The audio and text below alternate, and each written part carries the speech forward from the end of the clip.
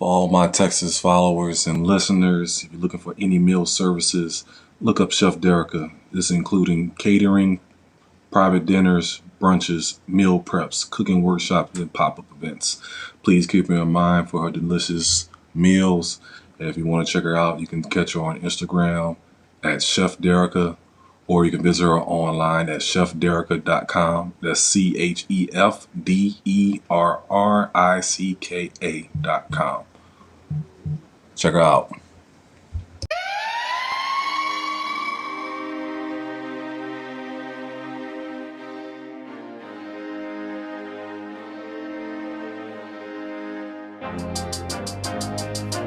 Welcome to the Trophyz and Medals podcast, where we discuss sports, fashion, music, and entertainment.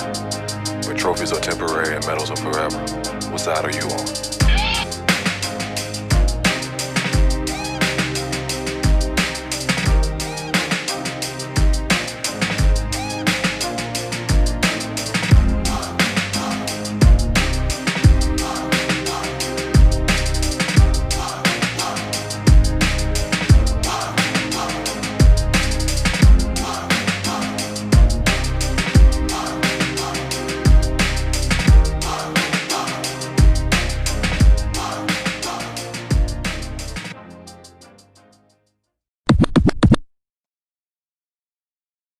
What's up, fellas? Season 1, episode 12. It's your boy Dub C. Hey, we talking, y'all talking about the Pelicans. Let me tell you, that's my home team. I've been to a couple of games. I done watched them boys. Lonzo, yeah, he's straight. He's still garbage. I think he put his brother on the team. He might be a little bit more confident. Zion, beast. Watch this dude drop step. But we talking about the draft, dude, bro. Check this out. Check out Obadiah with Dayton Flyers. I think that's gonna be the Pels pick. I'm calling that one.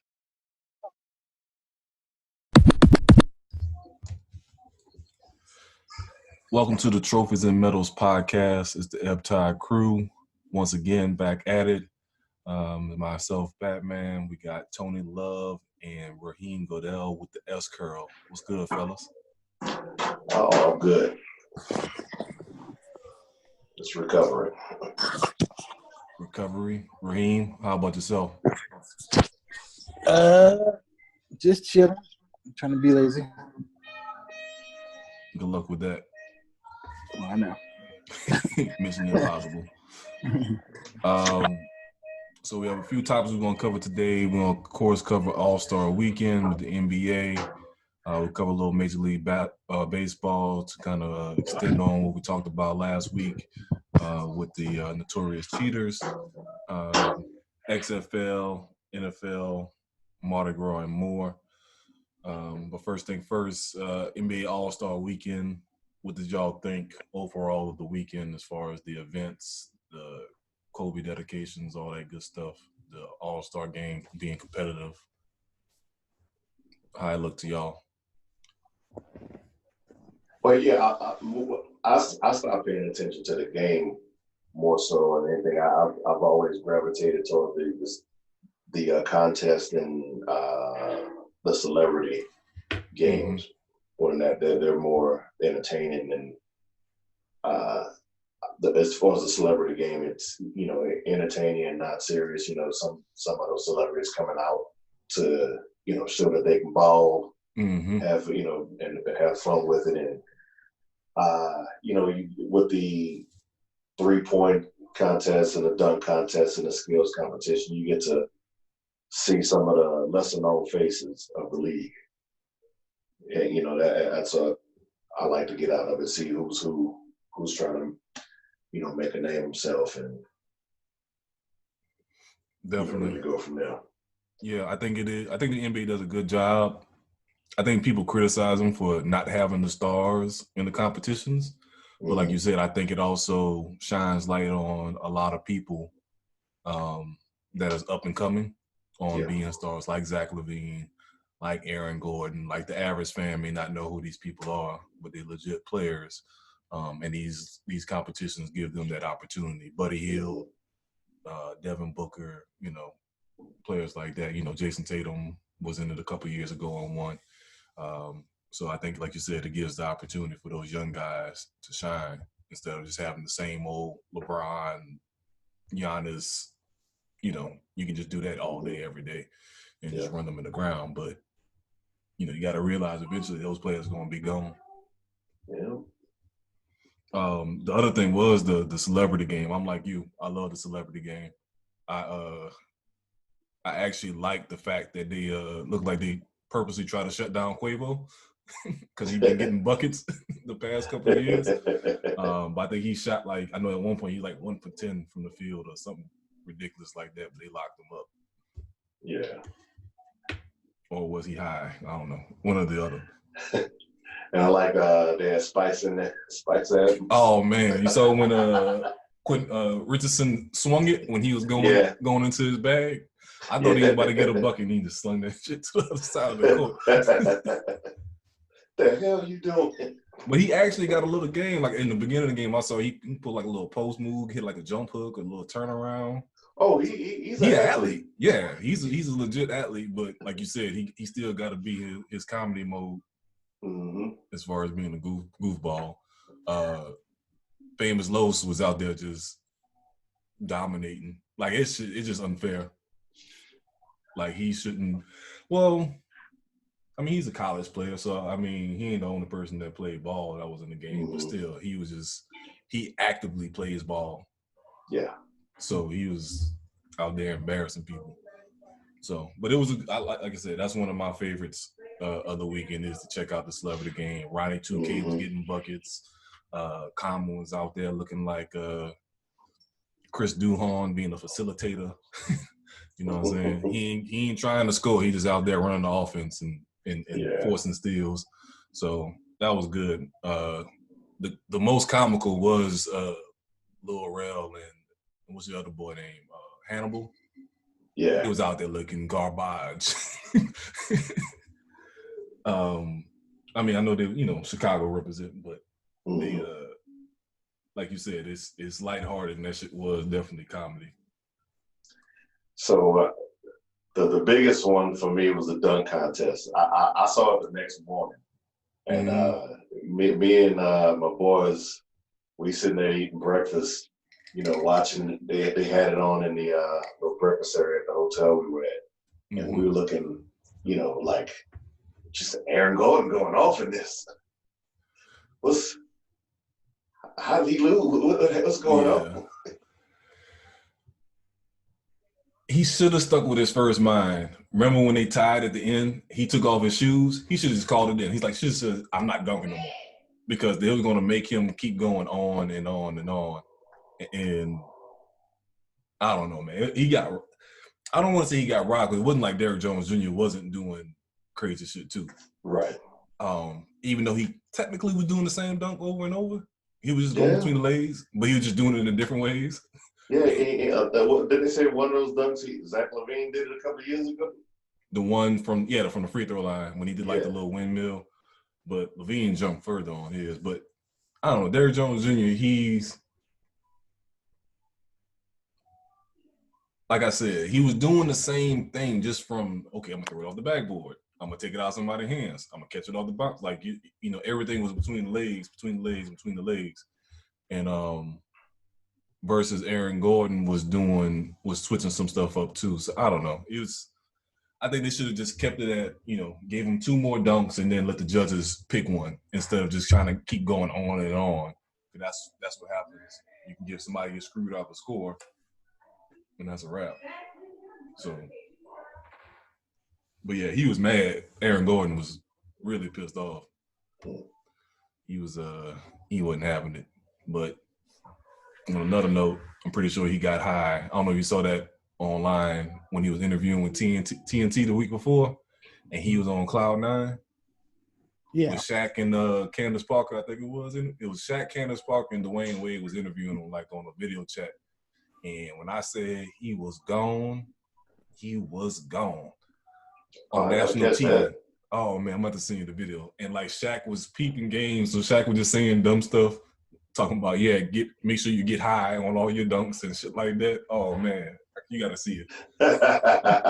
Like when because I guess I don't know. He probably was home in Cali, but yeah, if you look at him, like his eyes was like this open. You know what I'm saying? So yeah, I'm going to find that clip and send it to you. So I'm pretty sure he let his stress out after the dunk contest and got it off his chest. Well, I want to say, like, to be honest with you, I thought the dunk contest was okay, but the 3-point contest was even more interesting to me. Yeah, and that's how it's been the past few years because 3 points is everybody shooting threes nowadays. So I think that's the most exciting thing in the league versus the dunk, where it was back in say the 90s or the 80s. Right.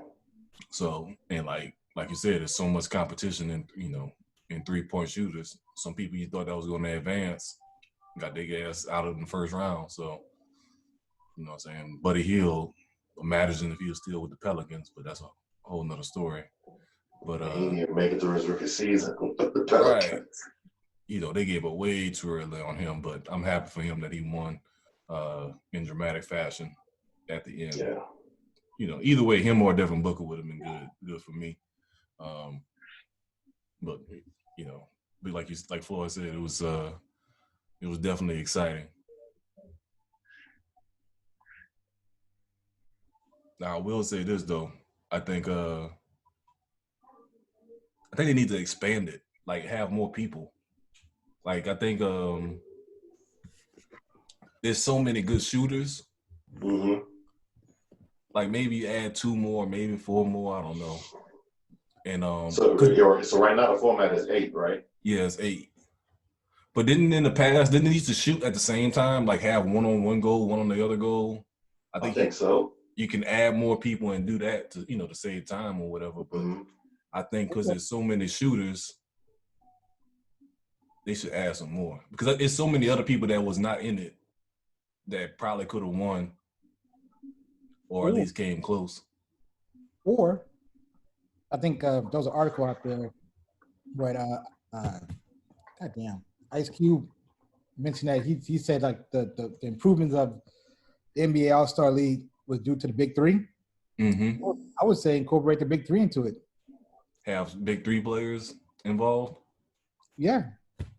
Or like even if it's like Big Three or street ball league, or have some type of different vibe, because I think amongst NBA players, they're like, okay, cool, we still all making like a lot of money, so it is what it is.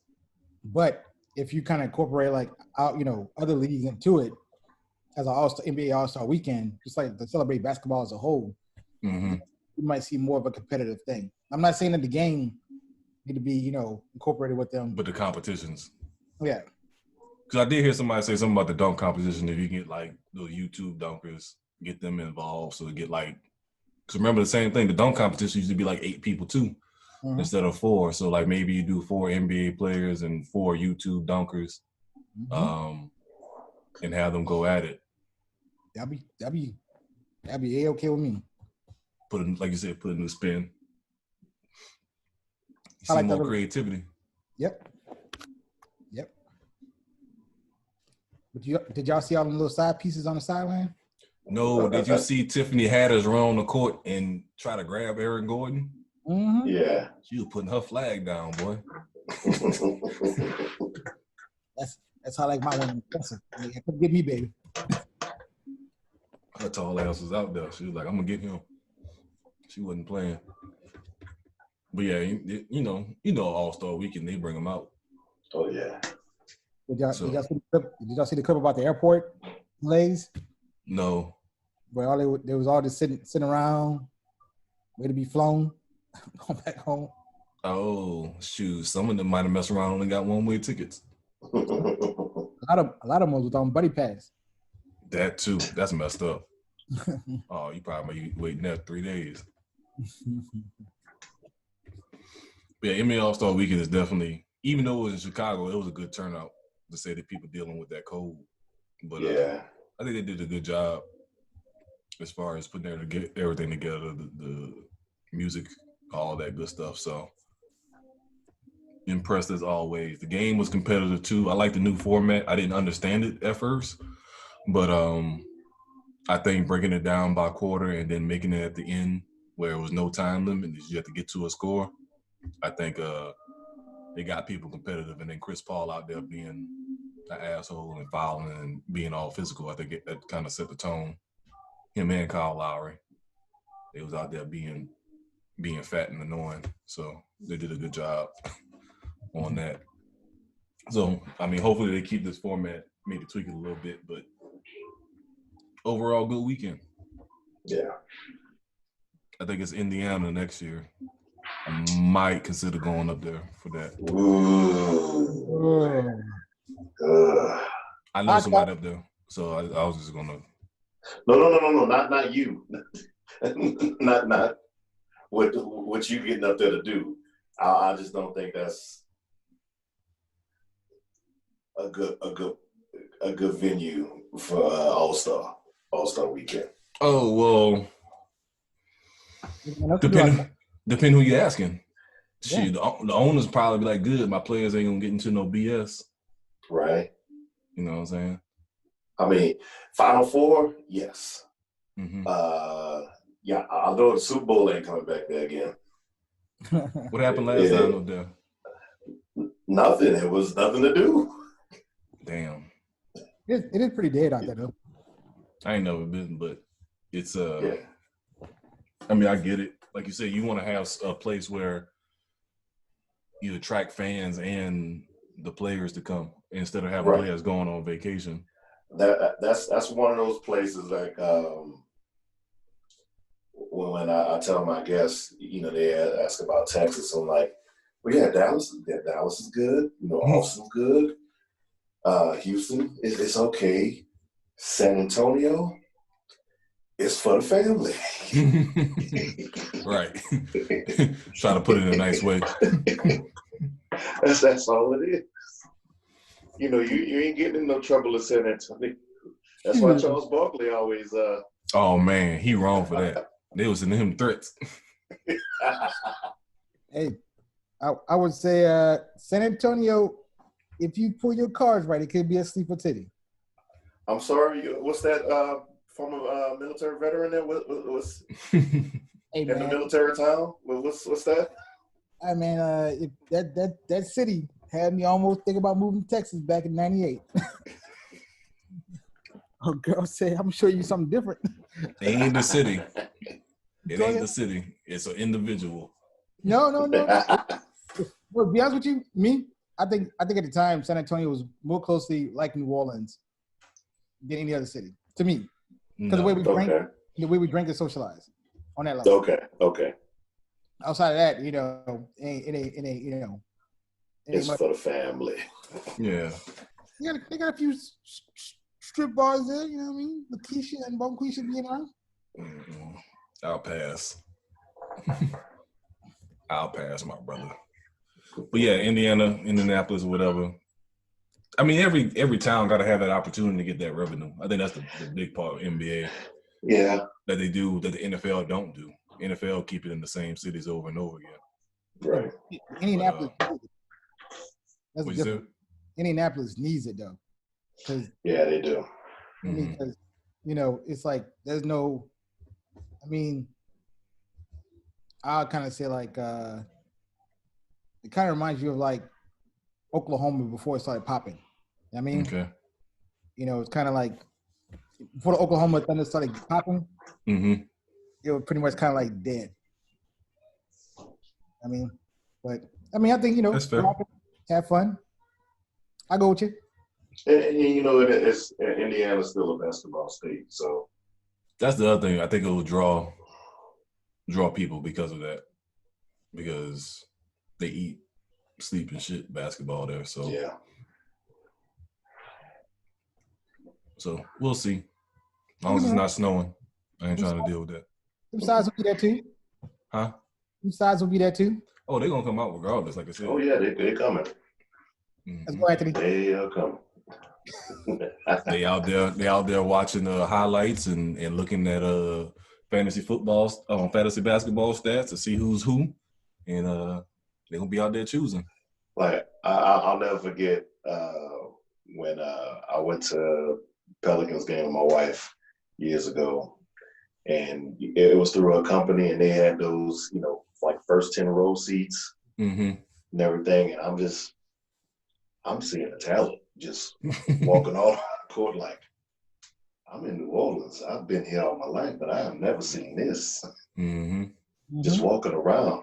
And then finally, by the third quarter, my wife like, there's a lot of these side pieces out here. Like, you got him in wow, you just seeing that, huh? You don't say. You don't see. The tragic. Like, on point.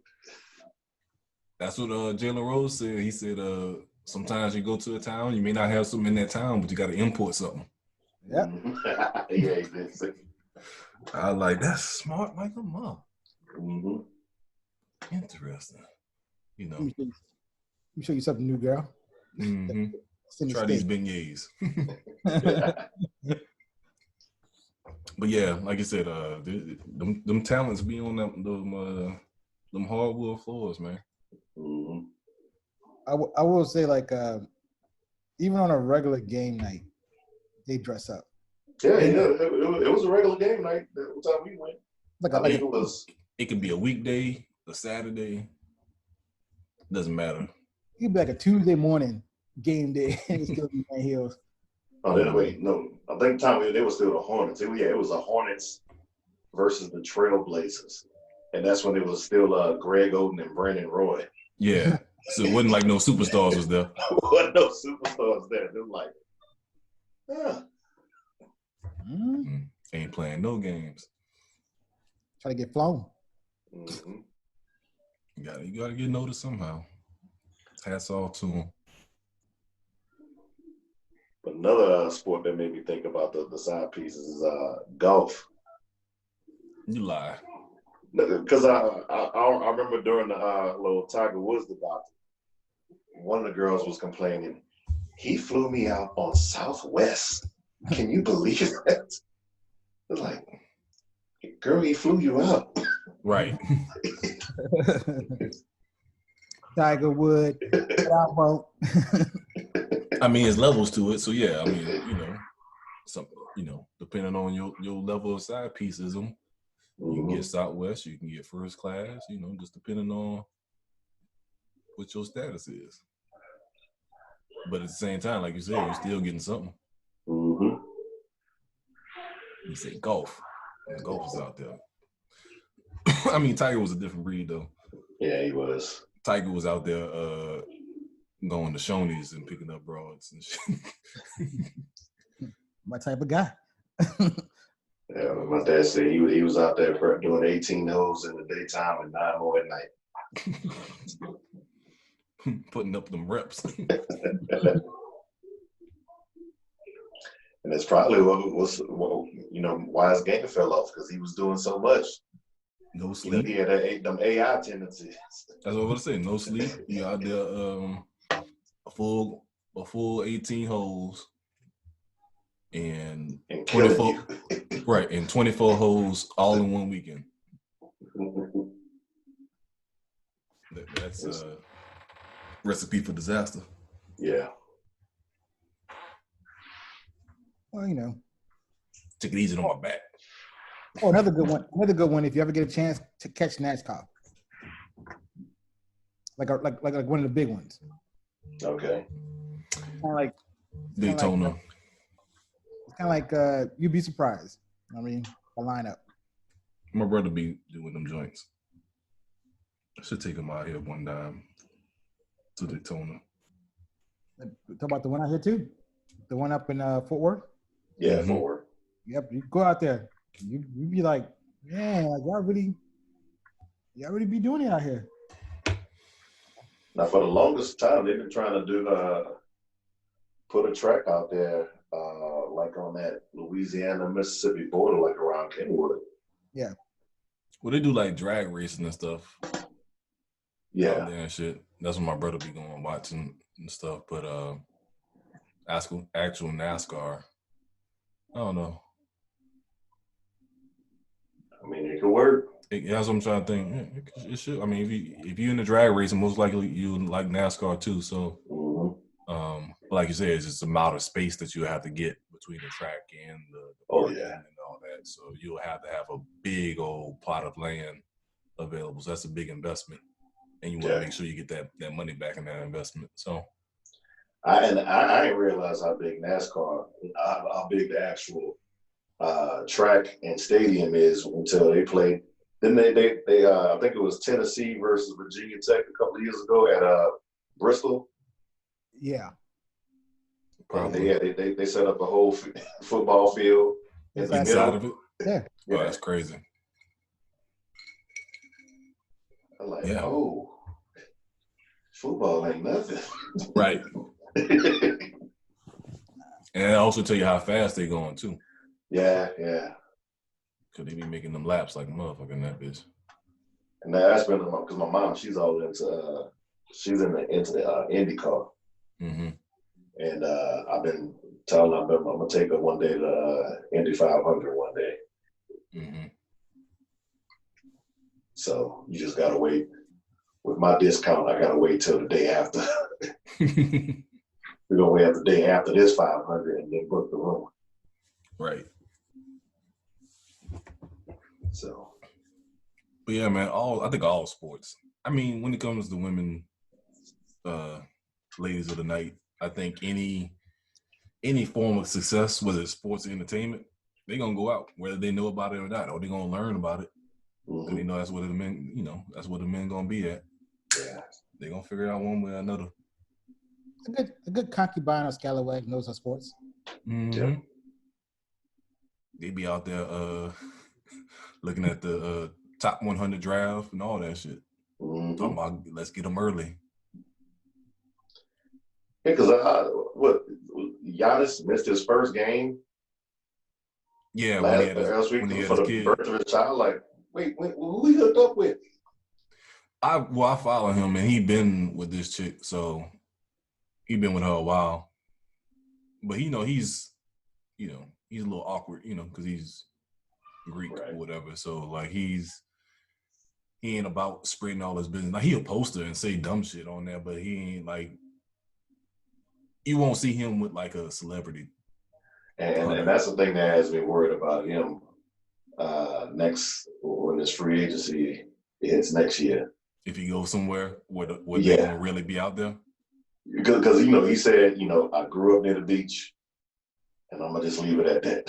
Yeah. So we talking, Miami. LA. He go to Miami. Because Miami definitely is indirectly saying they want him. So like you said, he can have him a nice little quiet girl now, but when like Eddie Murphy said, when they start throwing it at you, pussy fall out my pockets. You know what I'm saying? I don't know how that may change everything. Yeah. I don't know. I think in Milwaukee they probably got their sleepers. I mean, every city has their sleepers, but it's also the level. It's also the level and the aggressiveness of the sleepers. True. In Miami, these NBA cats have no chance. And like you said, they can't hide. Nah. You 6'8", 6'9", somebody gonna automatically try you. Who are you? What you do? Give you long dick. All right.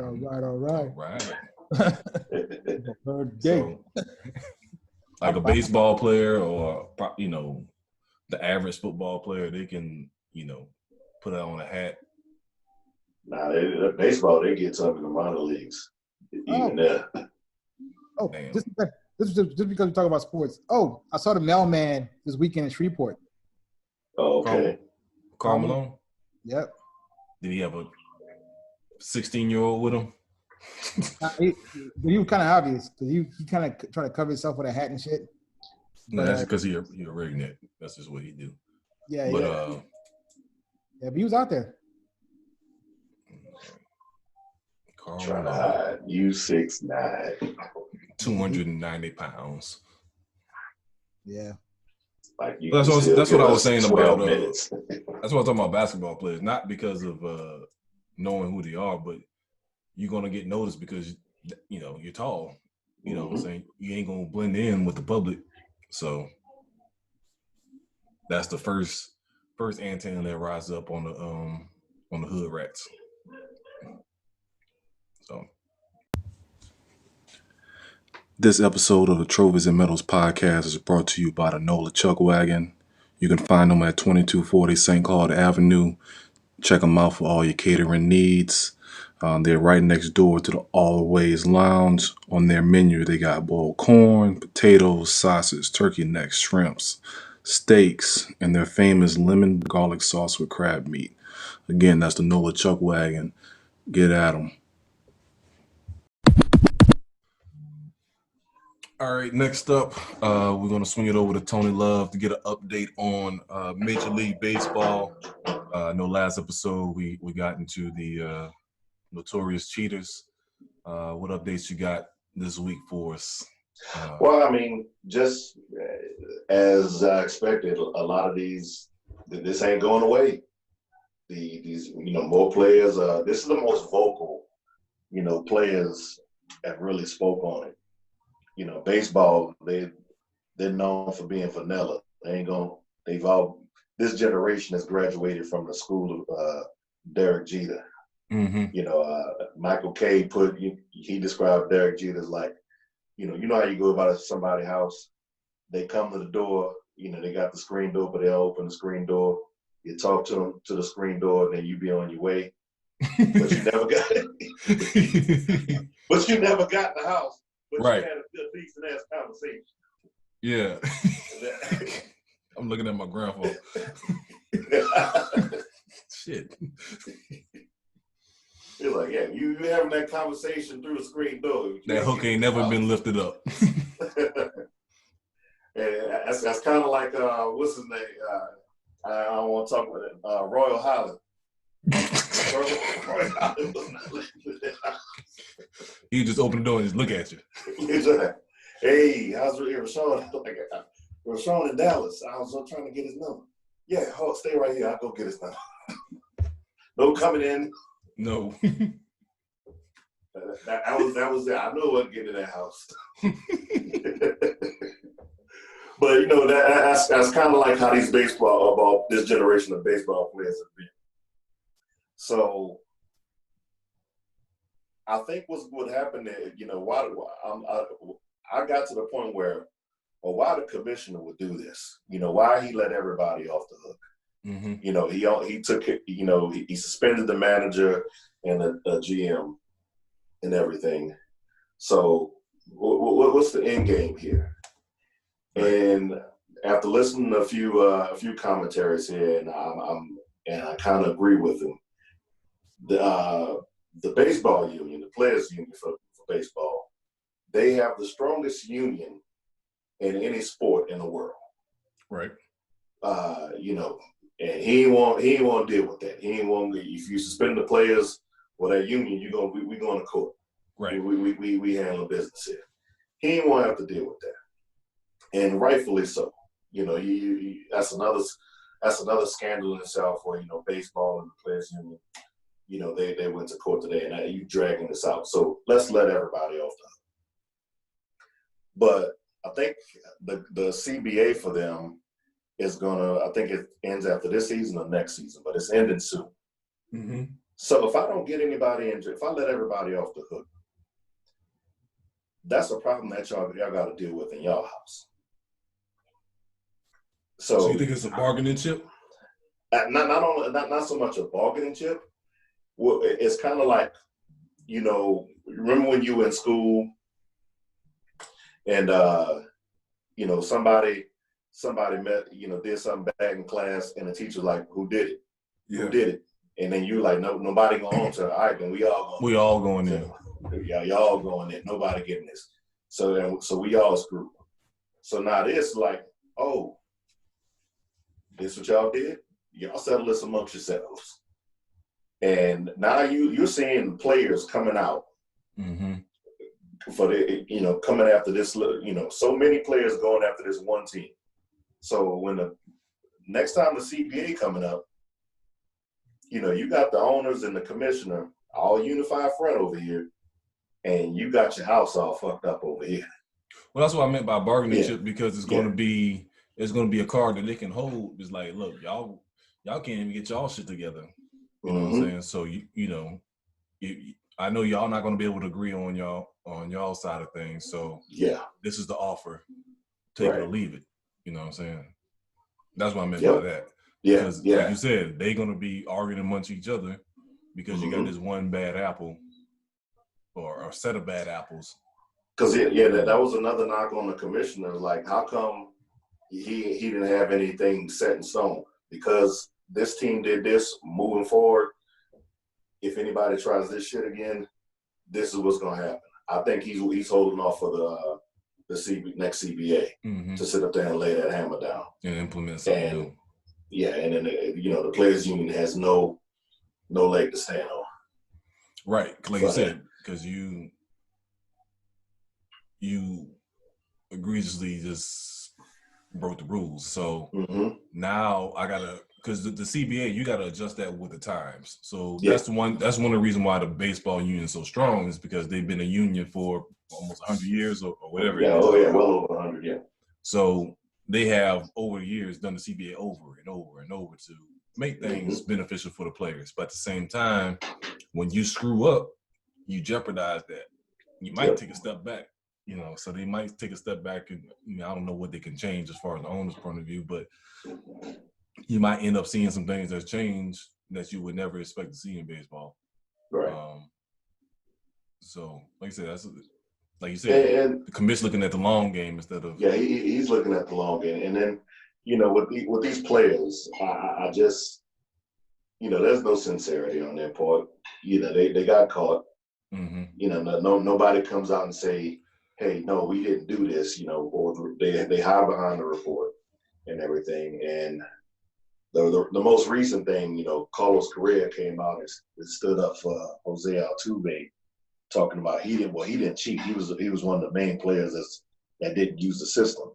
I'm like, dude, he still used the system. The dude he batted in, who got on base, he used the system to get on base. Yeah, you're still part of it. It's still part of it. Yeah, something that deep, like you said, you can't separate that. Like you said, RBIs, like you said, that swing, and that's the other thing when they said in the interview recently talking about it didn't change the games. Come on, man. Come on. It had nothing to do with the game. So like you said, like I even think about that scenario. So if I'm a player that doesn't use the system, I hit a home run just off of my skill set. It should have been a solo home run instead of a 2 or 3 run home run. So you don't get those RBIs. Right. So that's improving your stats. Then you change the game too, because instead of, you get a 3-point swing, 3-run swing. Yeah. So regardless of you saying, oh, well, I didn't use the system when I hit, it still impacts the game.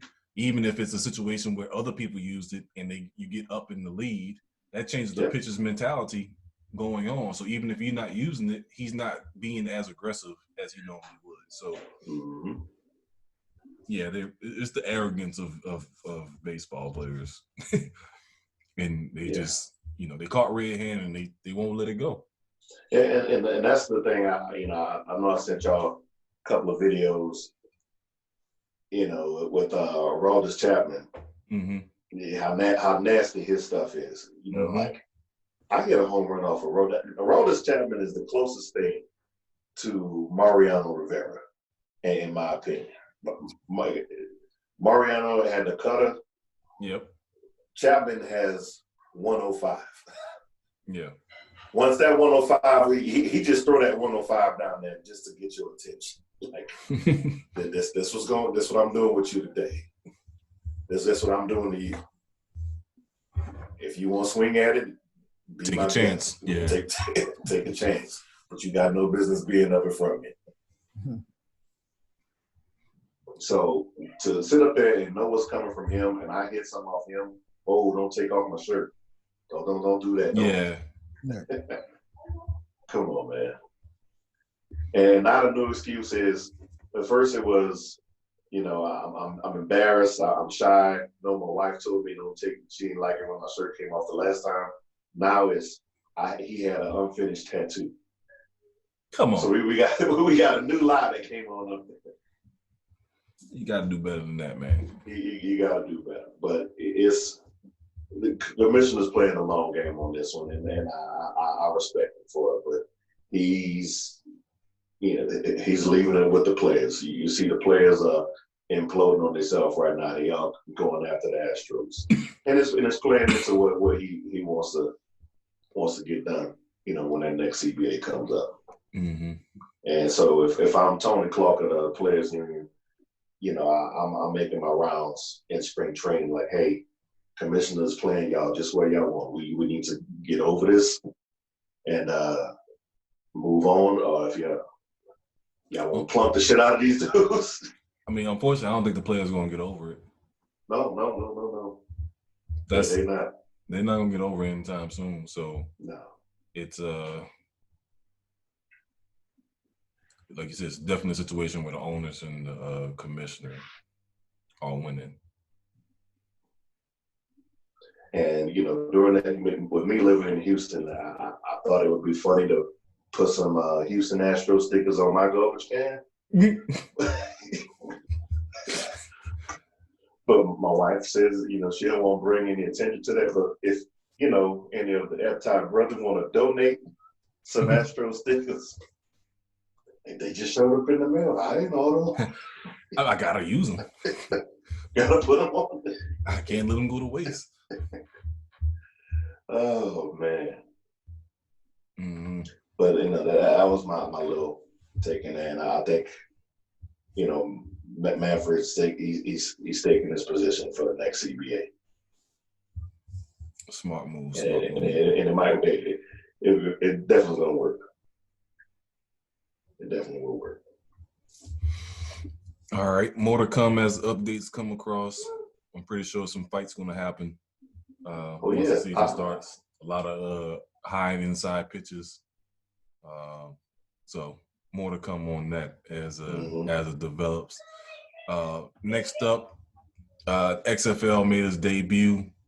I know myself personally, I haven't watched. How have y'all felt about the XFL and their attempts to make football exciting? Now I saw DC and Seattle the first half of DC and Seattle that first week. They were trying to find their groove on that. I guess the jitters and everything with that. So it wasn't that impressive.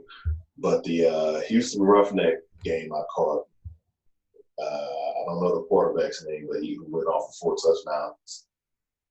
That's what I heard. They have one of the better offenses, right, in the league. So I don't know. I think they got to figure out their niche as a league. Mm-hmm.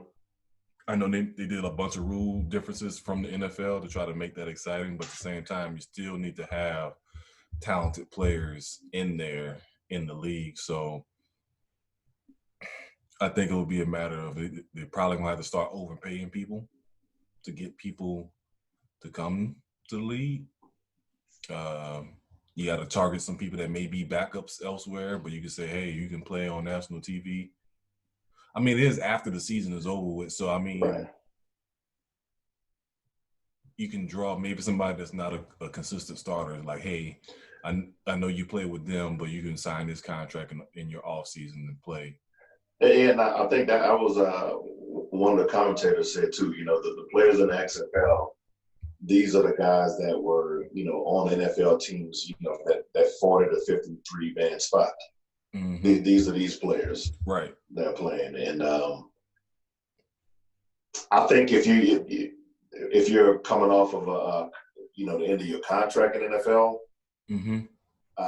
You can play in the XFL. I think the NFL has the thing where no outside activity.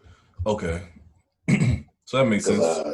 Drew Brees is promoting motorcycles down in Louisiana, and he's like, my contract forbids me from riding this motorcycle, but man, Yeah. check this bike out. So, like, if a player, his contract is up, he's a free agent. Well, think about it that way. Even if he is a free agent, it can hinder his potential to sign because he's an injury risk. So he signs in March, and then, he breaks an ankle or whatever. Right. NFL team ain't gonna look at him. Mm-hmm. But the other side of it is you ball out, like truly dominate. Mm-hmm. Then you could potentially sign. But then you leave the XFL, I guess. Once you sign with the NFL, then you're like, I'm done. Kind of like what the NBA did when people was going over to China during the lockout, I guess. Mm-hmm. So, like you said, it's definitely that end of the roster people that you're going to see. Yeah, definitely. Because, what's his name? He's having his first 2 games are pretty good, Raheem Moore. And if you remember him for missing that interception with he missed the interception in that Denver-Baltimore game years ago where Joe Flacco threw it over him and Jermaine. Yeah. Was it Jermaine Jones? Yeah. No, I think you're talking about Jeremy Macklin. Yeah, Macklin? No, not Macklin. Oh, you're talking about the dude from home, Jones, the fast kick returner. Yeah, I know you're talking about. Yeah, he went to Abe. He did? Yeah. I didn't know that. Did not know that. Aberson has 3 Super Bowl rings. What, he got Ike? Jones. Ike has 2. Yeah. Oh, okay. Oh, yeah, you're right. He does have 2. But yeah, another thing I heard Bomani Jones say this, and it's kind of messed up. He was like, it's going to be 2 things you're going to see from the players. He was like, either the players are undersized or not as quick. So, like, for example, at wide receiver, if he's a normal size wide receiver, he's probably running a 4.5 or 4.6 instead of a 4.4 or 4.3. Mm-hmm. Or if he's a quarterback, he's probably 2.05 instead of 2.20 or 2.30 or whatever. Yeah. But if he got prototypical or extreme size, his ass is sorry. It was like ain't nobody in the NFL is passing up on those 6'5", 230 wide receivers. They gonna give you every opportunity to be legit. He was like, for quarterbacks, if you a white quarterback and you 6'5", 240 pounds, they gonna be throwing $20 million at you. If you end up in the XFL, your ass is fucking sorry. I was like, oh man, I ain't never thought about it like that, but that's right. It's true. If he's 6'5" and 220 and he playing wide receiver, them hands are doo-doo. Or if he running. What's the name is they trying to make him the face of the league, Cardell Jones. Cardell Jones, another one. Yeah. You know what I'm saying? He was another one like I want to say like Trubisky. Didn't he only really play 1 season? Like one season. He played 2 games. The first 2 college football playoff games and won the national championship. Right. So he had no kind of long-term game film, and people took a chance on him. But like you said, he's 6'6", 6'6", big arm, runs like a 4'5", 4'6", prototypical NFL quarterback. Yeah, I think the game film he was relying on, I won the national championship. Right. I beat Alabama and I beat Oregon. And that ain't gonna work. That ain't enough. And I think it's enough to get you a look, but you gotta take it to the next level and execute. But he was last with last time I saw him, he was with the Chargers. The Chargers, yeah. Mm-hmm. And I don't know. I mean, his accuracy got to be trash if that's the case. Like I said, that first, because he's on the DC Defenders. I saw him that first game. It wasn't that pretty. But second half, I turned it off first half, and I missed the second half. He picked it up. But Yeah, he's one that's gonna keep that defense, keep that other team in the game. He the XFL James Winston. Yeah. Speaking of which, that you think that eye surgery gonna get him help him improve his game? Man, no. I'm trying to be nice. Simultaneously. I'm trying to be nice about it, but it can only do so much. But they said he was having trouble seeing the scoreboard. The scoreboard? He'd be having trouble seeing Jesus at this point, goddammit. With 30 interceptions? Nah, No, bro. that's not a seeing problem. I'll tell you this, my vision is not that great. And when it comes to making passes, for one thing, you need to see team color. Yeah. So you're not seeing details when you're looking down the field. You know what I'm saying? So it's not like he need to read Mike Evans' number on the back of his jersey. He just need to know that he got an orange-ass jersey with one-on-one coverage and not one-on-three coverage. So it may help him read his playbook, but it ain't gonna help him be a better passer. No. Yeah, but no, they was saying he corrected his nearsightedness. It ain't gonna make him better. It's gonna make him better. No, what needs to make him better is his problem is he sees, I got a strong arm, I can get it in there. He got that Brett Favre mentality. Okay, yeah. That's what the problem is. He's a gunslinger. A true gunslinger. Phillip Rivers, Brett Favre, Aaron Rodgers. He feel like, you know what? I see the coverage. Like, that's one thing I know he does. He sees the coverage. He knows the coverage is there. And he did it since Florida State. But he's going to squeeze it in there. And sometimes he's successful. Sometimes he's not. And that's why he's 30 for 30. What if I told you? What if I told you that crab legs come with truffle butter? What if I told you? Just kick her in the pussy.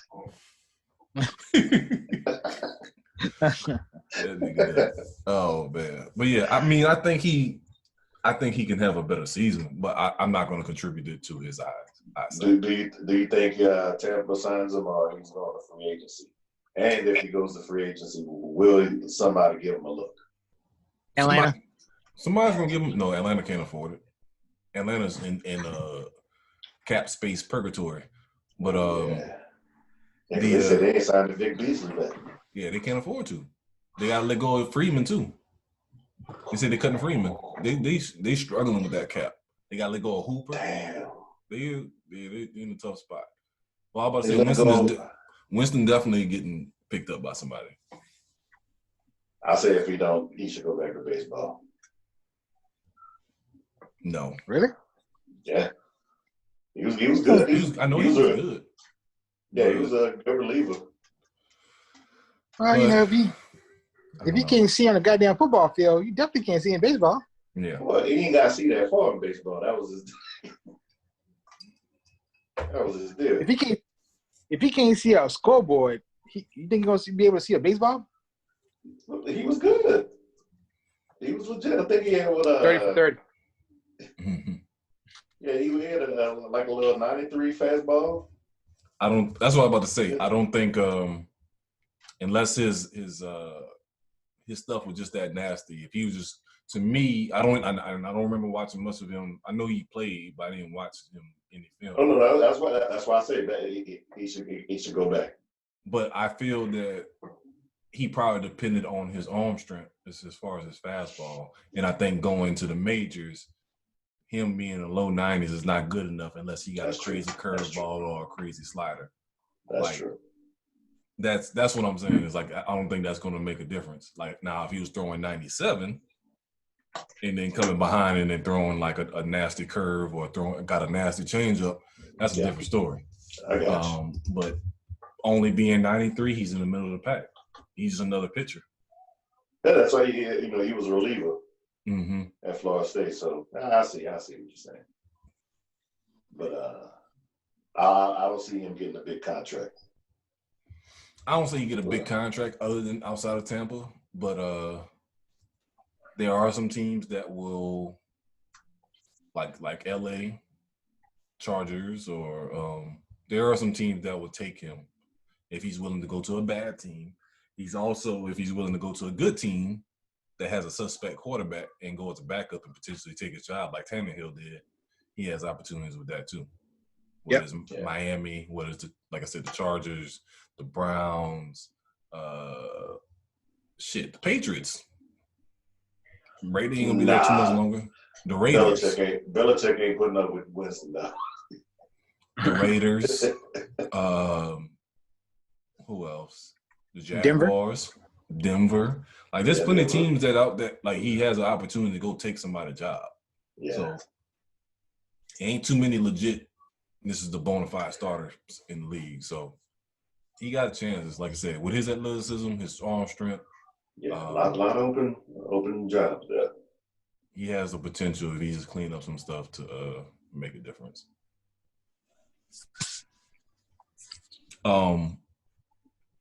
Speaking of quarterbacks, Mason Rudolph. So, as our league commissioner Raheem Goodell with the S curl brought to our attention, Mike Tomlin has put on a cape for him, saying that's out of character. When you're pissed off, you do shit out of character. That's what I have to say. Is like, yeah, it may be out of character, but when you pissed off and you getting your ass whipped, you're gonna do some shit out of character. So, but at the same time, as a coach, you're also supposed to back up your players. So it's a fine line of that. Yeah. But still kind of surprised that Tomlin came out on that. I mean, you gotta kind of take in consideration that, you know, how the player overreacted after the play. You know what I mean? And to be honest with you, you know, I would say like in our era of life, you know, if you get into a fight or whatever, and you know, the fight is almost over, and somebody says something kind of crazy, and it sparks back up the fight again, something was said that was disrespectful. Now I look at it like, you know, a lot of people can honestly kind of claim that it's out of his character, but if he did it in that moment, you know what I'm saying? You know, who's to deny the accuser of saying that it's being wrong? So I just look at it like, you know, the NFL did their due diligence as far as like saying, hey, you know, we're gonna go ahead and kind of clean this up or whatever. And Mike Thompson, same thing or whatever. You know, you went around for your guy. You know what I mean? But I just find it kind of interesting how this man just kind of just said, hey, I got reinstated. Oh, he still said it. And why you got to look at it from other points. The person ain't backing down. You know what I mean? So. Well, I will say this too, though. It can also look at it the other way. Is if I'm Myles Garrett, I ain't got nothing to lose. I got suspended indefinitely at the time. You can throw out that nigga card, and everybody gonna feel for you.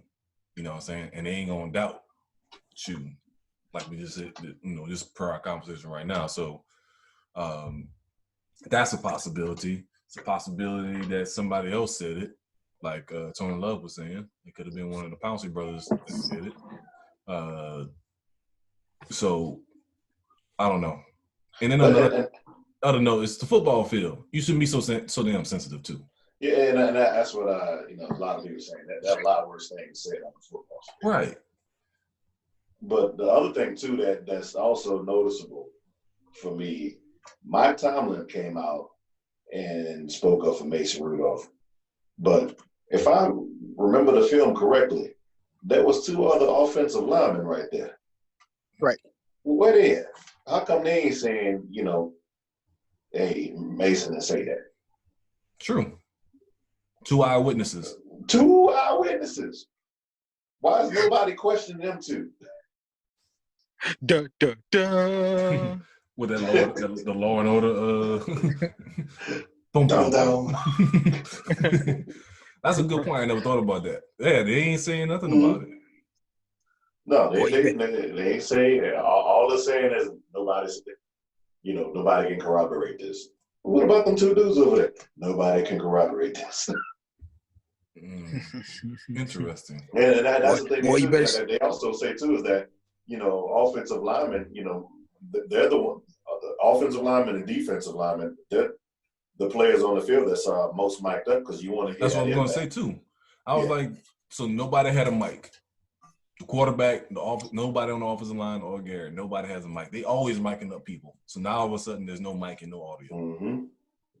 Now that is nobody can corroborate this. There's this. Even Sarchick had mics. 45 is getting mic'd up. Right. Somebody always taping it. So I don't know. I mean, it's kind of old now, but still, like you said, with him being reinstated, it got brought back up. But that's interesting to say that but the thing not being questioned. But the thing that started this whole thing off, he never wanted to make this public. He said this in the appeal. He never came out and said it out there. Even after the game, when he was asked about it, he never said it. In the press conference after the game, he only brought this up in the appeal. Like, hey, look, what really started this off? This dude called me that word. Mm-hmm. And then whoever was there for the appeal leaked this to the press. Yeah, and of so course. now, he's like, I'll reiterate. He called me. Yeah. So. But like we said earlier, on the football field, you get called everything under the sun. Well, just sports, period. You get called everything. So. Well, it also depends how he said it. That may set him off, but I don't know. I maybe that's just me. Like I'm just used to being cussed out. Yeah, and somewhere Hulk Hogan is looking at Myles Garrett like, really? Yeah. Getting upset. I'm being called the N-word. Now I'm being a hypocrite. I did slap somebody after a basketball game. Rick James slap or LeBron slap? Open hand, reach back slap. He it was 6th grade. You talked about your mama? No, he called me a nigga, white dude. Really? It was my teammate, yeah. It was after a game and we lost. I had just came back from like having chicken pox or something like that. So it was undefeated. It was like a school tournament or something like that. We was undefeated before I got sick. And then after Exclusive. And then World Star. Somebody said something. You should have been passing D the ball more. And I was like, I guess, yeah. Like, just in passive. And then he was like, started saying some shit. And I was like, what? And he was like, shut up. And then whap. And then my cousin came dragging me out of there. I was like, oh shit. Before teacher saw it or anything. But yeah. Shit happens. Yeah. Good story for Black History Month. On that note. All right, next up, this is the special time of year for us New Orleans residents. It is Mardi Gras season, and it is crawfish season. So I will be down in New Orleans on Friday.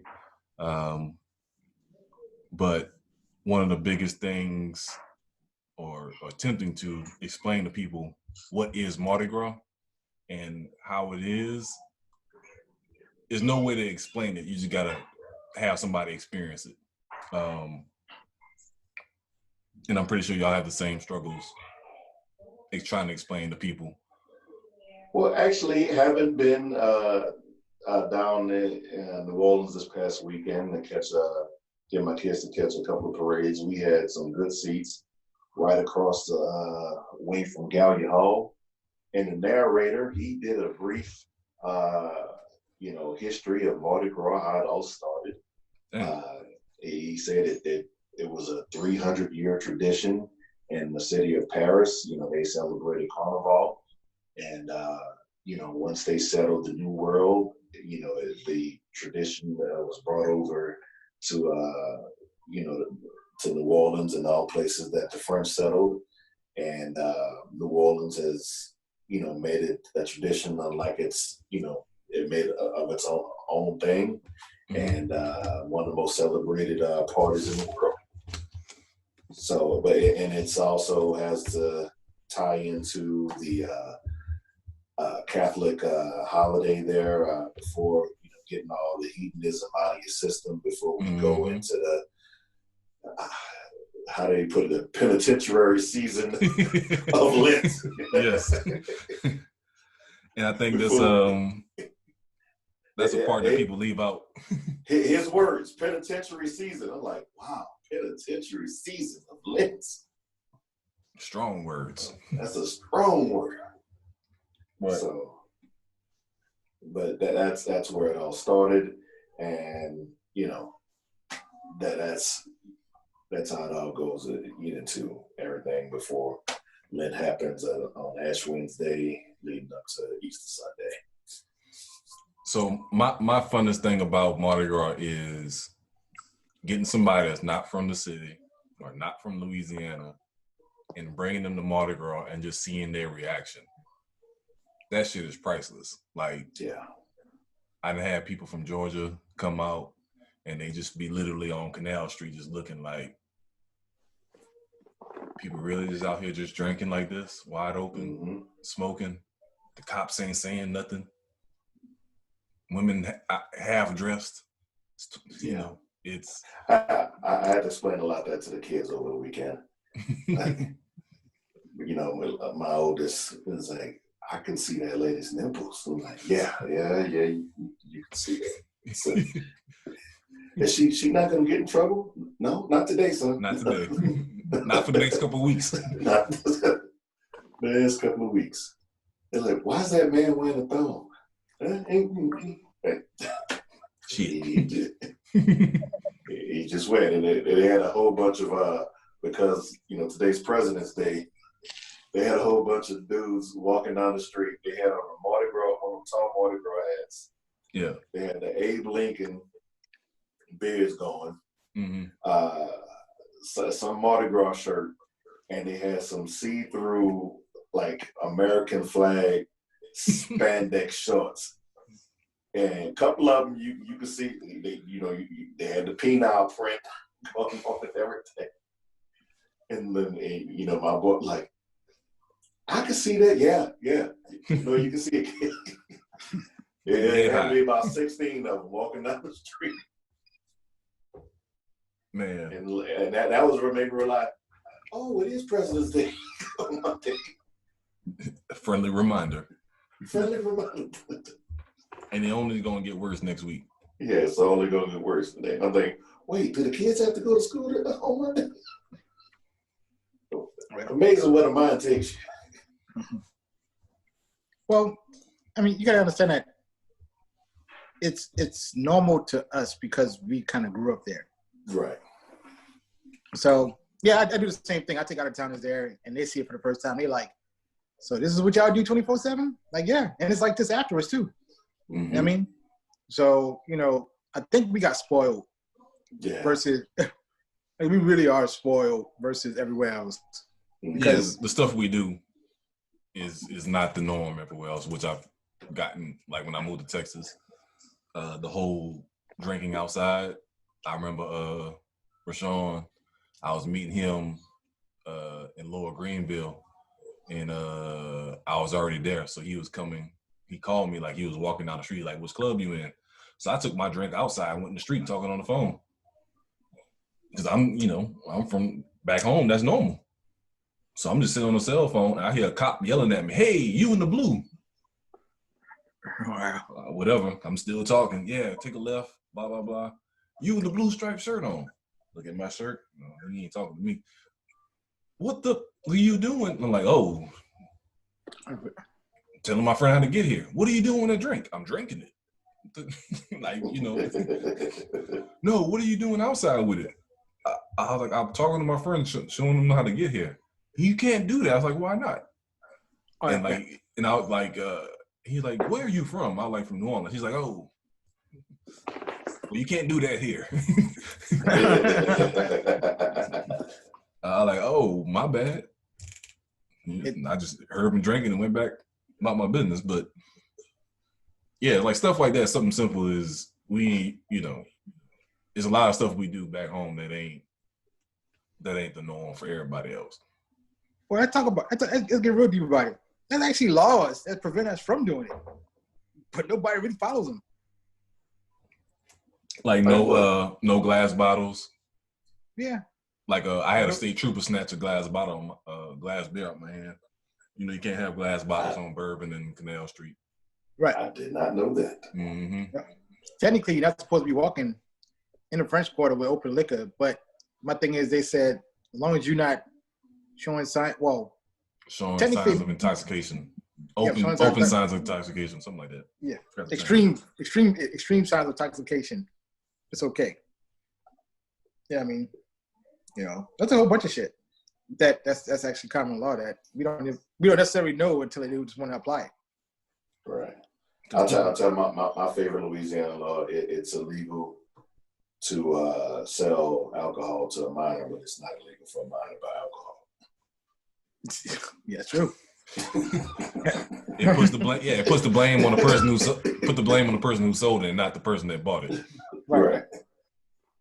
But wasn't it at one point? Wasn't it you can drink at 18, but you couldn't buy it? No, they changed that shit a year right before we turned 18. Because I'm about to say it was at one point you can drink at 18, you just couldn't purchase it.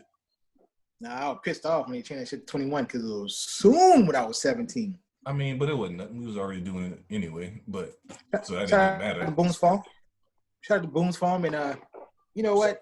Shine a Crown Royal and Hunch Punch. MD 2020. I can't say Mad Dog. I can't say Mad Dog because I know it's not the name of it. It's like Madison something. Yeah, something stupid. Yeah, Madison David, I think. Like yeah. But if you smell that right now, you bar football, you guts. I can't even think about them nights. But yeah, man, Mardi Gras is you can't even explain it to people. I was trying to explain it at work the other day, and I was just like, you just got to do it. Yeah. Plain and simple. You just got to do it. Now, it also gets to a point, too, is like you get to a certain age where there's parts of, you know, you can't do Bourbon Street Mardi Gras all the time. Like, I can't do crowds no more. So, I can't do that moving through the crowds like we used to. People get on my nerves nowadays. So, that's a lot. It's a lot of walking, too. Yeah, a lot of walking, too. Bad news. People understand. If you're not used, you can literally park 20 minutes away just to walk to get to where you want to get to. Man, one time, this was like in college, me and Juan, we went to a parade in Metairie/Kenner. We parked on Veterans, like around Loyola or Williams.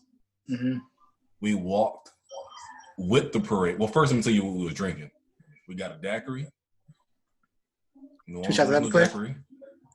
No, I'm about to tell you what we did. And then we went to the gas station, bought some Cisco, a bottle of Cisco, and was like, we would drink the daiquiri down, pour some Cisco on top of it. Drink the daiquiri down, pour Cisco. I don't know who idea it was. It was a horrible idea. Anyway. I drank Cisco. You know my tip. So we parked on Vets, like between Loyola and Williams, and walked with the parade all the way to Lakeside. God damn. Gotta fucking crack your hours on shit. The Cisco. And so when the parade was over and we look up, cause like we knew some people that was down there, whatever. So like by the time we look up, and like, damn. That's like 10 miles. We really marched our ass. Maybe it wasn't all the way to Lakeside. Maybe it was like to Clearview. But anyway, it was still far. Still 10 miles. Yeah, hiked our ass all the way back. Yeah, man. That damn But that's kind of like, you know, when alcohol's involved, you're not really feeling the walk and pain. You're not feeling the walk. You're not paying attention to time. You know, you're catching stuff. You're seeing people out. Oh, what's happening? Blah, blah, blah, blah. Oh, we going down here. Because even with our little reunion a couple of years ago, I stayed at the Troubadour, which was right in between Poydras and smack dab in the middle of Poydras and Canal. Mm-hmm. And when I hooked up with Twin and Rashawn, they met me at my hotel. We walked all up and down Bourbon Street. Then we hit, hey, let's go get some beignets. So then we went all the way to get some beignets. And then we walked all the way back to my hotel. And my wife was like, well, you was able to make that walk. How come you can't walk with us? I don't remember that route. A couple of daiquiris, a few shots. Makes everything better. Yeah. Didn't feel a thing. No tendonitis. You know what I'm saying? No, nothing, yeah. So, man. Yeah, there's been many times, like we was in high school, like Floyd said, there's a whole lot of walking. We used to be out there with the walkie-talkies, it's before cell phones. We used to be out there with walkie-talkies, they have the different channels. Yeah. One of my friends, to remain nameless, he'll just switch to all the channels. Who got the weed? And this is the funniest one. Somebody answered like, yeah, I got it. I'm over here across from Walgreens, blah, blah, blah. And we're like, we on the other side. This mofo stood on top of like a garbage can. It's like waved his hand. And he was like, stand on top of something and wave your hand. And you saw the dude across the crowd. Like they made their connection. Like that was like this is like in 94, 95 or some shit like that. So like, before cell phones, I like these niggas really out here on the walkie-talkie, made a connection. Got him little Nick. But for me, when it went down for me for Mardi Gras, and when I stopped enjoying it as much, is when my mom stopped working at Shell. And had that free parking. I'm about to say that. Oh man. Yeah. Shit, I done had my boy got his car towed. Car broken into. Yeah. Yeah, because that free parking made everything so wonderful. And then after that, it's like I really didn't enjoy it. But for a couple of years, I didn't realize why I wasn't enjoying it. Something's different. I don't like this no more. Yeah, I used to park at the Winn-Dixie off of Orleans, that little parking lot over there. Mm-hmm. But even there, like I said, my boy got his car broken into, and then all kind of shit. Sometimes they charge him for parking, sometimes they don't. But yeah, I was at Basin. Yeah, I know Basin you Street. was. That was my spot. I didn't care. But to be honest with you, I did not necessarily enjoy Mardi Gras as an adult as much as I did as a kid. Maybe because I was in a marching band. Maybe I was in a marching band. Maybe I got tired of that shit for 4 years. Mm-hmm. But when I became an adult, it was just like, if it wasn't convenient, I ain't trying to do it. True. Yeah. I agree. Like you said, if it's more than a hassle, then it ain't worth it. And that's what kind of made it enjoyable this past weekend. We were right there at the Hyatt, just a few blocks away from St. Charles. Mm-hmm. We made that little walk up there. But what made it mad for me is that, we walking back from the parade, we starving, and all these restaurants just closed. Yeah, that made no sense when you told me that. Like, I get why they do it, because I guess they don't want to deal with the hassle of drunk people and all this and that and the other, but that's your money maker. Yeah. They do it worse. They're going to eat. They're going to overspend. But people out there, you got to think about it. It's like Trolley Stop will be open. Yep. But Emerald Lagasse's restaurant won't be open. Nope. I mean, which makes sense. You know what I'm saying? But I just look at I think the pubs and the, the everyday food people probably win more than like the luxury people on St. Charles. And they also sell the food out there too. They have food trucks and everything out there. Yeah. True. But I think part of it is definitely to weed out the type of people that's coming in. Because drunk people are just gonna roam anywhere and just walk in wherever, and maybe they don't want to deal with that. Yeah. Have you noticed that New Orleans has changed so much as far as like the people that, and, you know what I'm saying? Like you kind of got the Tulane, the Loyola, you got the out of towners that come to the city for college and stuff like that. Yeah. But I want to say like the last time I went or whatever, I was just like, wow, this is like really like out of towners type thing now, versus for us, So I don't know. Like I said, I want my kids to go like every 2-3 years, just to get a piece of what they, what it is. But if it ain't a family thing, I'm good.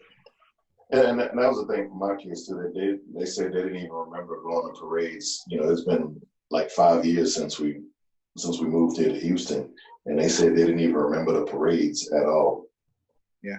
You know, before we moved out here, so you know they really enjoy themselves. This was up. You know. I think we're going back next year. You know what I'm saying? But outside of that or whatever, it's just kind of like, yeah. You know what? I'll probably take my kids like you took them. Take them the week before actual Mardi Gras. Yeah. I mean, that's what I'm doing because I'm not staying Mardi Gras Day. So like I probably do like a parade in like Kennedy or Metairie Saturday. The blast parade Sunday. Probably go uptown Sunday night. Maybe do something Monday during the day, but that's it. Like you ain't gonna wake up 3 o'clock in the morning, catch that spot for Zulu? Nope. I'll do that and be driving on the way back. Ain't no point in that.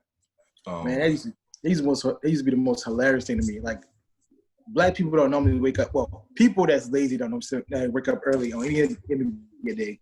But on that day, people are literally outside drinking, smoking, and socializing at least 4:30 in the morning. Man, I remember one year, I think it was my senior year. So like we was hitting it all weekend. So like that Friday night, that's the night that me and Juan did the walk. Saturday, we hit it. Sunday, Monday. So everybody's like, yeah, just come to the house, pick me up. We'll come out there for Zulu. I call everybody early that morning. Everybody hurting. Because we didn't get home till like maybe 4 in the morning, 3, 4 in the morning. Everybody hurting. Only person who was ready was Juan. I like, shit, it's going to just be the two of us. But we was out there getting it in. We caught everything out there. All the way through Trucks Parade. Like you said, that's a commitment.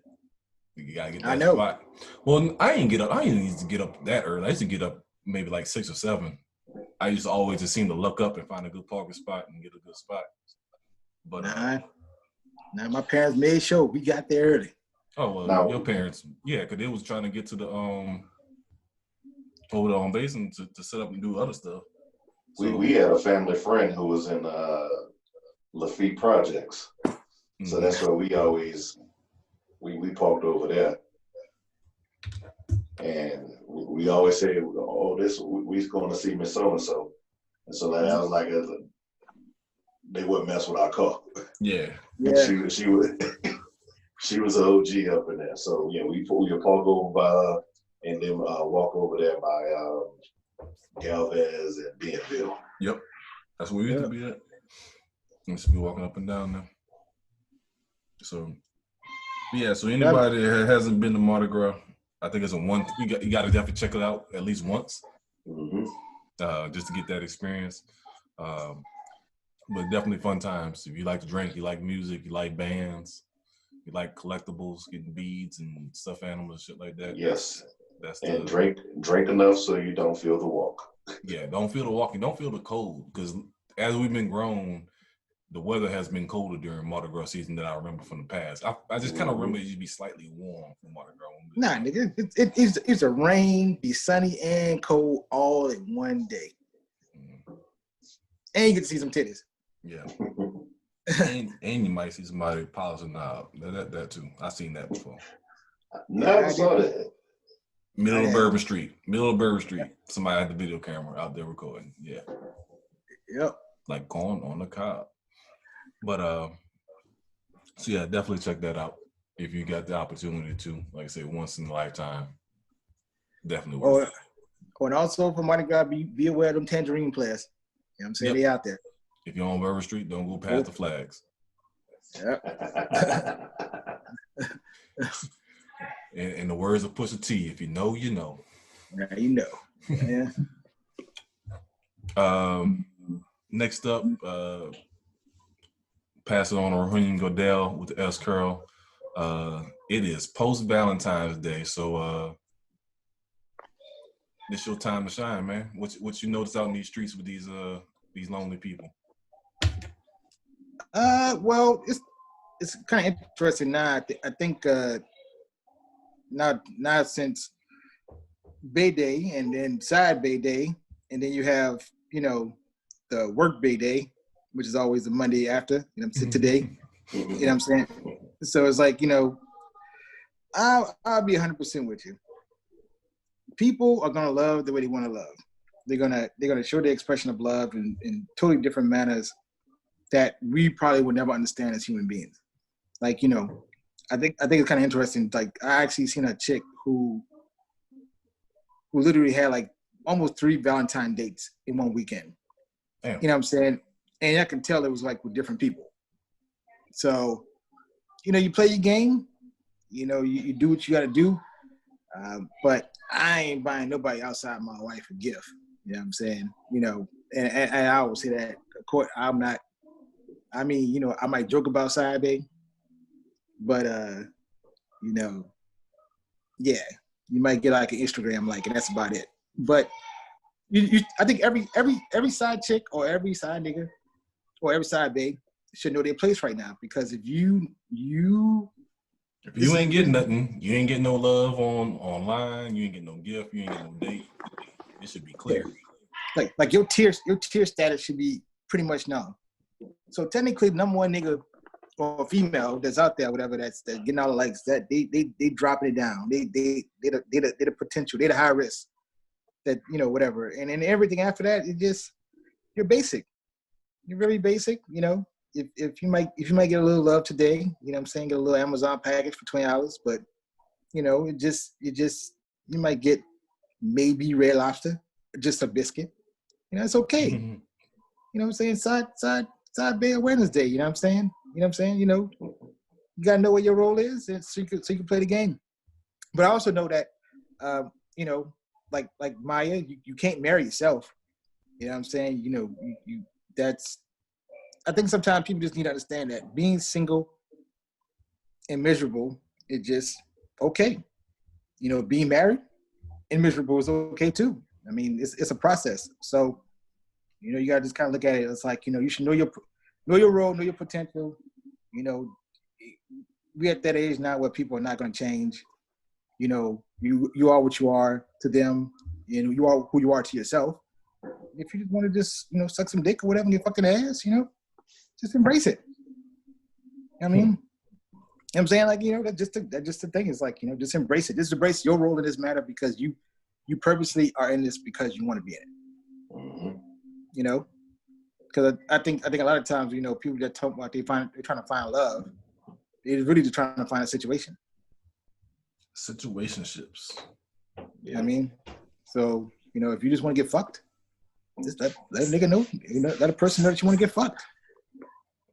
And if I can add on to that and everything, some people, they want to find their own little situation, but don't get, if you in your situation, have that person that you confide in that ain't gonna judge you about your situation.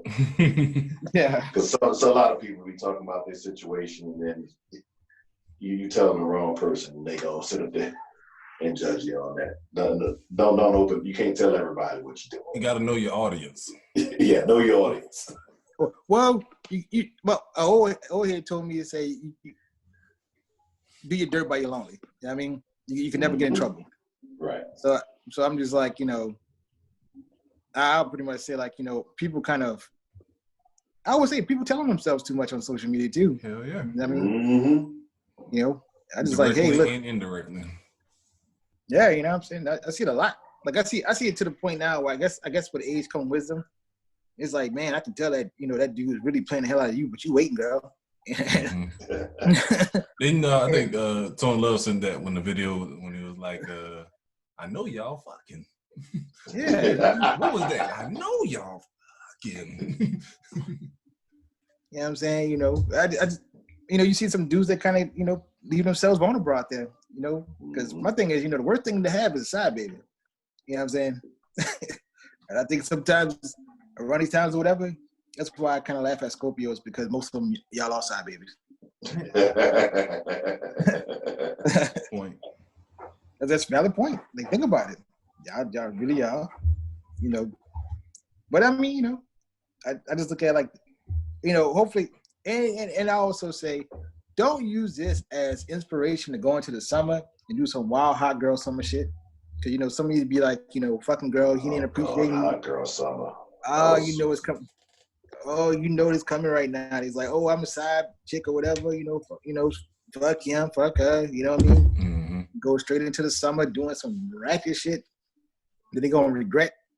You know what I'm saying? But just know your role. If it's so, I always say like this. I know I'm probably the wrong person to say this, but it's okay to wait. But it's okay to do some whole shit too. Mm-hmm. You know what I'm saying? Just get out the system. You know what I'm saying? And when that person comes, you can get out. You can do that whole shit with that person. Mm-hmm. Only. I mean, so I just see like a lot of cases or whatever. Don't go into the summer saying that I'm single because nobody wants me. You're single because you're trash right now. You need to get yourself together. It's okay to wait. You know what I mean?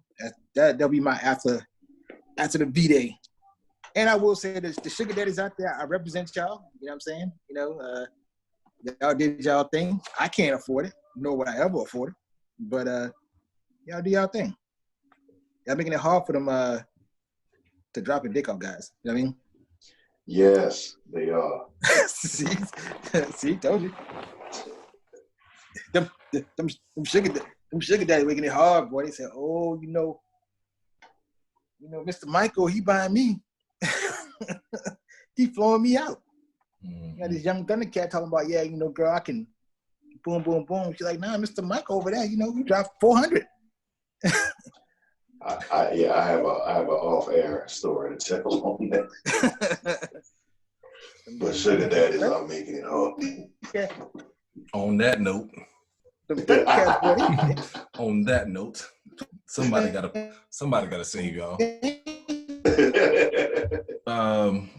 We're gonna wrap it up. Conversation can go on. We're gonna wrap this up with this bitch did to me. We're gonna wrap it up with the Tony Love. What have we learned in today's podcast? I think I think everything we learned today was pretty common knowledge. We opened a few eyes, but I think the most important thing that we did learn is that sometimes you have to import the talent. Mm-hmm. You may think you live in a top-notch city, but sometimes it's better to import the talent. That's a good point. I have done it myself. I can't speak for the rest of it, but yeah, you got to do it. That's a good point. You got to do it. Mm-hmm. Sometimes sailing to the beach is all right.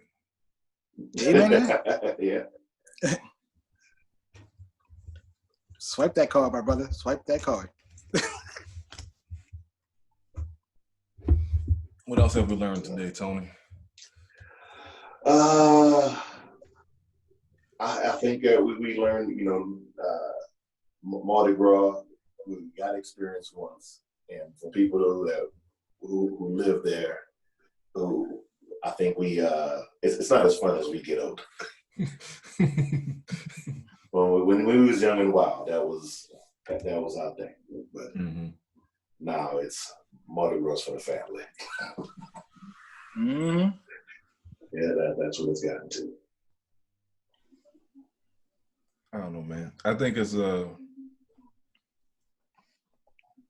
like I said, it's levels of Mardi Gras. Are you gonna be deep in Bourbon Street? Or are you gonna be deep on Canal Street? Are you gonna be on St. Charles? Or are you gonna be playing it safe in Metairie? You know what I'm saying? It's a progression. There's a whole nother side on Frenchman, you know that, right? Yeah. And if you put levels to it, are you gonna be a fool in the French Quarter? Are you just gonna have a nice vibe on Canal Street? Or are you gonna be with the family on St. Charles? Yeah, exactly. Exactly. So you gotta choose wisely based on, again, know your audience. Know your audience. If you're out there with the family, your ass need to be on St. Charles. Don't be out there pushing that baby stroller on Bourbon Street. Because we all have seen it. We have seen it. Don't be out there on Bourbon Street, that baby stroller. Yeah, take your ass to St. Charles, catch a trolley. Yeah, you know what? I think NOPD right now, they be at, right now, Canal and River, like, no. Turn take around. that baby stroller. Turn that shit around. Yep. Oh, I think they out there now. I remember last time I was on Bourbon Street, Mardi Gras. They was cracking down on the flashing. They was trying to, at least. Yeah. Yeah, like, man, you didn't show the titties 5 times. Rap. Yeah, at least a rap. You gonna cause some disturbance over here. That's another thing too. Like, I mean, I guess it's a new day, but like back when we was young, man, like literally, chicks used to be out just literally just walking down the street, just shirt down the whole time. Oh, the white boys used to come back with stacks of pictures. Yeah. From over the weekend. Mm-hmm. Like Mardi Gras 94, I think it's Right. top 93 did. Yeah, man. It's like I say, ain't nothing like it. Yeah. Raheem Goodell, any last words for the Allstar?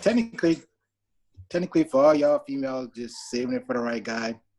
He took you out to dinner, showed you a good time, talked, engaged with you, made you laugh, got you a little tipsy, brought you back to the hotel, and he said, let me just stick the tip in.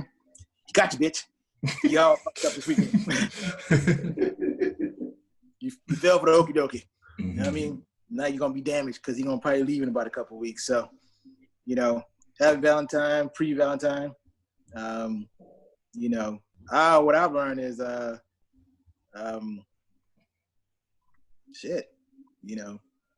he probably did call him a nigga on that field.